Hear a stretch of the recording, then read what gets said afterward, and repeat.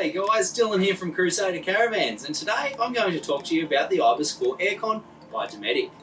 So this unit we fit standard to our Excalibur range and our cross-country range. You can also option up any one of our other models with this IBIS 4 aircon. So this latest version of the IBIS 4 aircon by Dometic is the first inverter technology that they have brought out. So basically what the inverter technology does is it winds up when you turn it on. So it doesn't turn on and off, and it doesn't thump your van every time it turns on and off. The new IBIS 4 has a lot of new advantages. It's a slim unit, it's only 230 millimeters on top of the roof. It's very sleek inside, it doesn't hang down far inside the Caravan as well. It's also 8 kilograms lighter than the IBIS 3 air conditioner, and it is a low power consumption.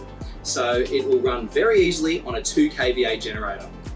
Okay, so when it comes to controlling this unit, you've got a couple of options. So firstly, you can control it from the unit itself. So up here you'll see a bit of a touch screen display where you can control the temperature, you can control the fan speed. Now it does have 3 fan speeds plus a turbo mode.